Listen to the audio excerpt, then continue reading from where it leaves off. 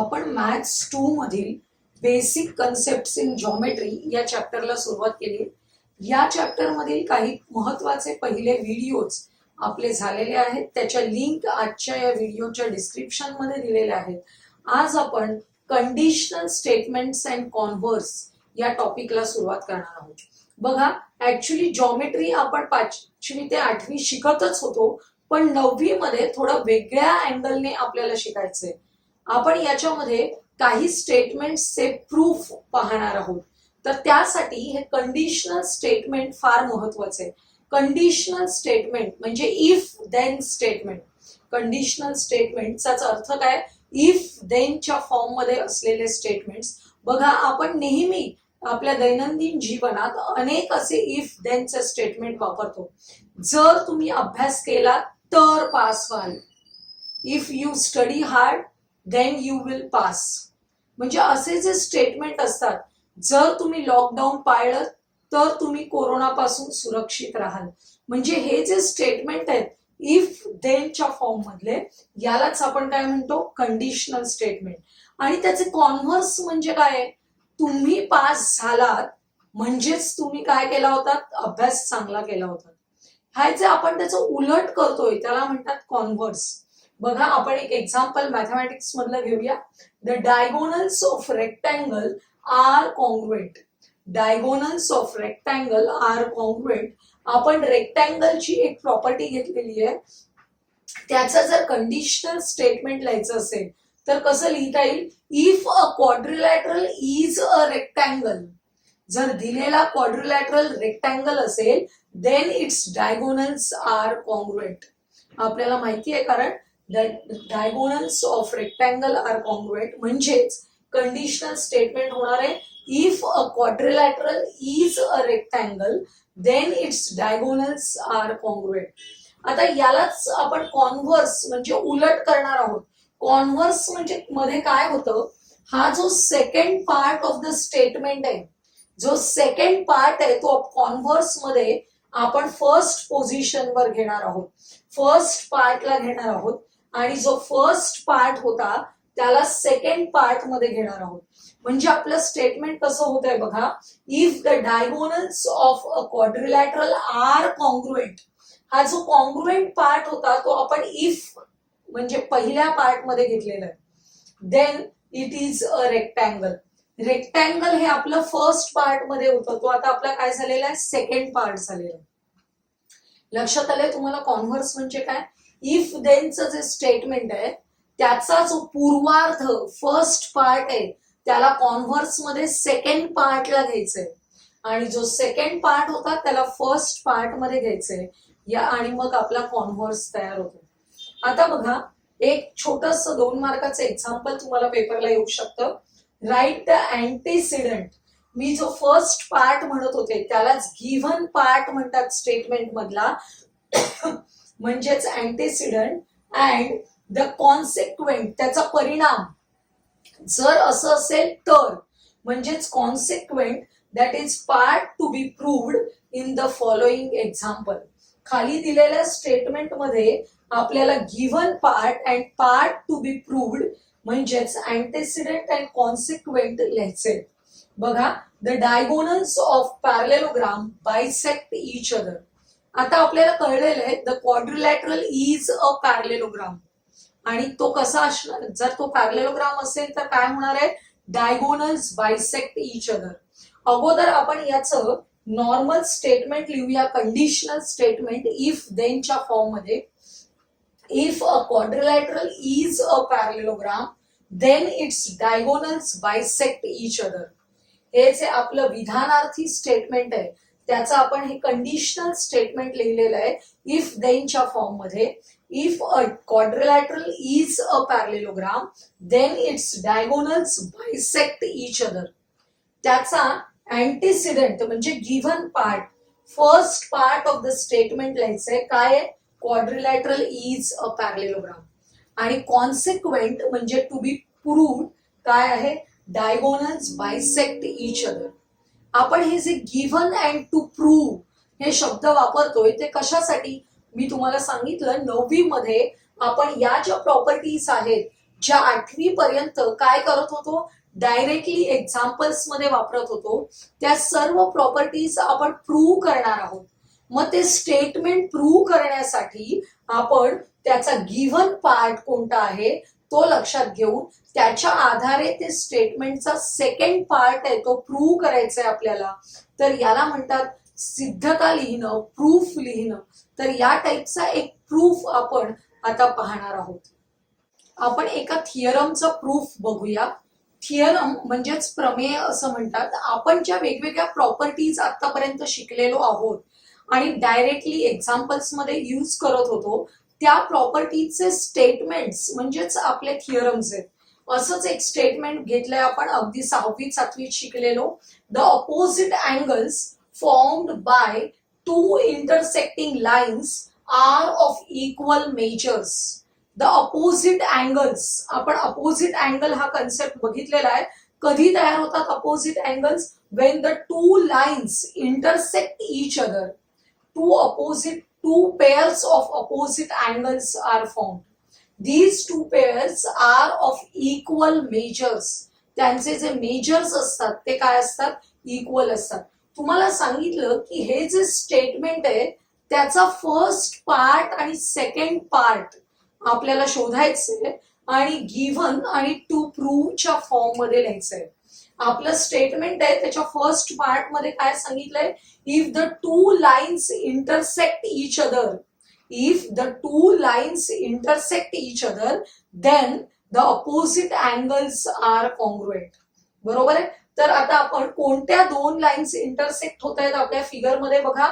Line A B and line C D intersect each other at point O such that AOB and COD. लक्षात येते? आपण betweenness relation लिहिलेलं आहे जे आपण ऑलरेडी शिकलेलो आहोत. आता टू प्रूव्ह, काय प्रूव्ह करायचंय? Opposite angles are of equal measures. कोणते अपोजिट अँगल्स आहेत? अँगल AOC ही पेअर पण लक्षात घ्यायची आहे बघा. अँगल AOC आणि त्याची खालची पेअर आहे अँगल BOD इक्वल आहेत. त्यानंतर सेकंड प्रूव्ह करायचंय angle BOC is equal to angle AOD. आता बघा आपल्याला प्रूफ लिहायचंय दिलेल्या फिगरच्या आधारे. आपण बघूया अँगल AOC, बघा मी हा दाखवतेय. हा angle AOC plus angle BOC काय तयार झालं बघा इथे? Angle AOC plus angle BOC. हे दोन अँगल्स कसे आहेत? Angles in a linear pair. Therefore sum of these two angles equal to 180 degrees. आपण ऑलरेडी शिकलेलो आहोत. आता त्याचप्रमाणे दुसरी पेअर बघायची आहे. अँगल BOC याच्याशी लिनियर पेअर फॉर्म करणारा दुसरा अँगल कोणता आहे? BOD. बघा BOC BOD हा सुद्धा काय फॉर्म करतोय? Angles in linear pair. त्यामुळे addition of these two angles equal to 180. हे दोन वेगवेगळे स्टेटमेंट्स आहेत. नंबरिंग करायचे. आपण प्रूफ लिहिण्याची पद्धत पाहतोय. 9वी मध्ये हा सगळ्यात पहिला प्रूफ आहे जिथे तुम्ही शिकताय की स्टेटमेंटचं प्रूफ लिहायचं म्हणजे काय करायचं. फिगर काढायची, गिव्हन टू प्रूव्ह लिहायचं आणि आपण त्याच्या आधारे लॉजिकल स्टेटमेंट्स लिहिणार आहोत खाली. त्यांना नंबरिंग करायचंय, रिझन्स द्यायचे. बरोबर. आता हे दोन स्टेटमेंट्स मिळाले, त्यांचं निरीक्षण करा. या स्टेटमेंटचे जे RHS आहेत ते इक्वल आहेत बघा. 180 180 RHS इक्वल असतील दोन्ही स्टेटमेंटचे तर याचा अर्थ या दोन्ही स्टेटमेंटचे LHS सुद्धा इक्वल असले पाहिजे. त्यामुळे हा LHS आहे पहिल्या स्टेटमेंटचा इथे लिहून घेतला. इक्वल टू हा दुसऱ्या स्टेटमेंटचा LHS इथे लिहिलेला आहे. फ्रॉम 1 and 2 असं रिझन लिहायचं. बघा या दोन्ही बाजूंना अँगल BOC दिसतोय. दोन्ही बाजूंमध्ये तो आहे. तो जर आपण दोन्ही बाजूंमधून कॅन्सल केला, एलिमिनेट केला तर आपल्याला काय स्टेटमेंट मिळेल?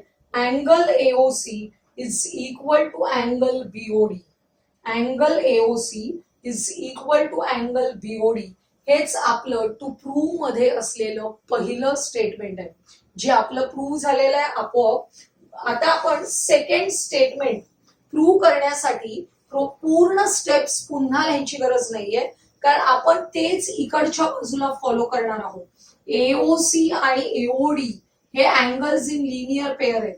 असं सुरू करणार, सेम स्टेप्स येणार आहेत, फक्त अँगल्सची नावं वेगळी येतील, पण आपण हीच मेथड फॉलो करणार आहोत.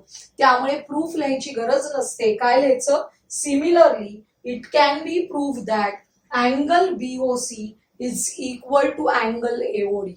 अशा प्रकारे आपल्याला दिलेल्या स्टेटमेंटचा प्रूफ लिहायचा. तुम्हाला परीक्षेला कधी कधी या स्टेटमेंटवर बेस असलेलं एखादं एक्झाम्पल 1-2 मार्कासाठी येऊ शकतं. बघा, तुम्हाला इथे angle AOC is equal to 110 degrees दिलं असेल आणि तुम्हाला सांगितलंय find the measures of remaining angles. काय करायचं बघा, हे दोन अँगल्स कसे आहेत एकमेकांचे? अँगल्स इन लिनियर पेअर्स, म्हणजे angle AOC plus angle BOC is equal to 180 degrees. म्हणजे हा अँगल कितीचा असला पाहिजे? 70 डिग्रीज. आणि आता आपण आपला थिअरम यूज करायचा, अपोजिट अँगल्स आर कॉन्ग्रुएंट. म्हणजे हा 110 असेल तर हा पण किती असेल?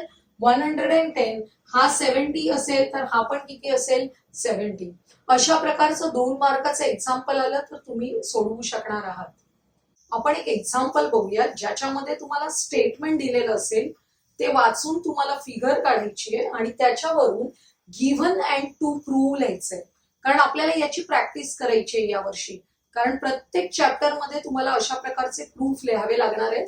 बघा प्रश्न काय दिलेला असेल यासाठी, draw a label figure showing information in each of the following statements and write the antecedent and consequent.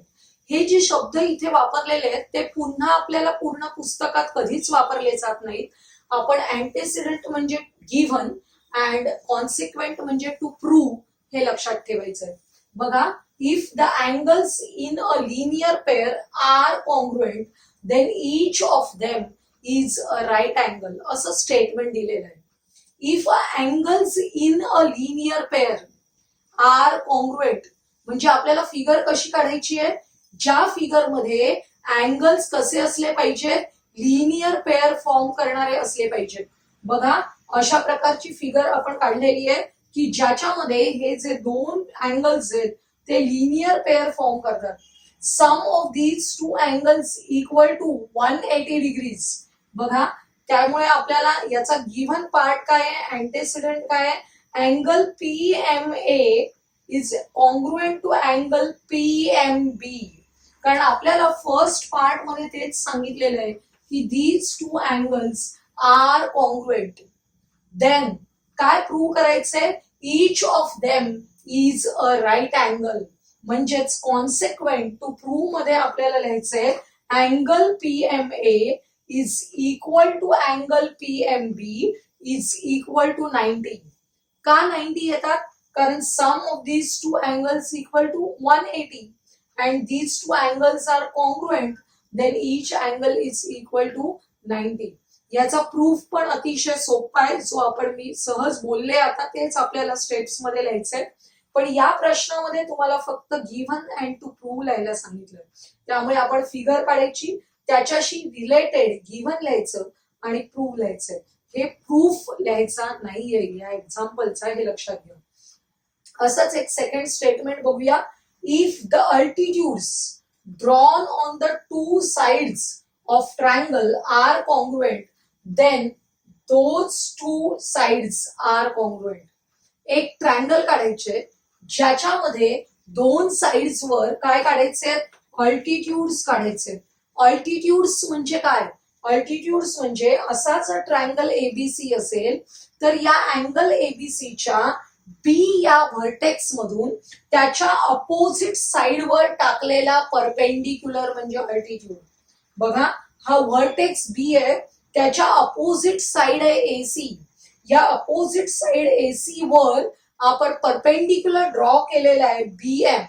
तेच आपल्याला गिव्हन मध्ये म्हणजेच अँटेसिडंट मध्ये लिहायचंय. In triangle ABC segment BM is perpendicular to side AC.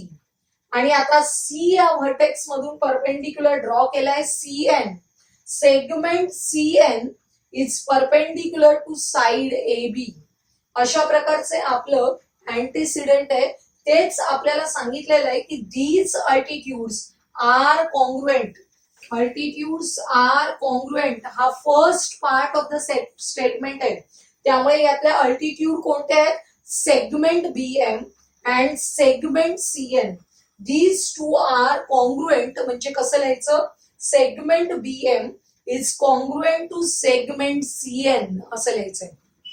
हा आपला झाला गिव्हन पार्ट, अँटीसिडंट.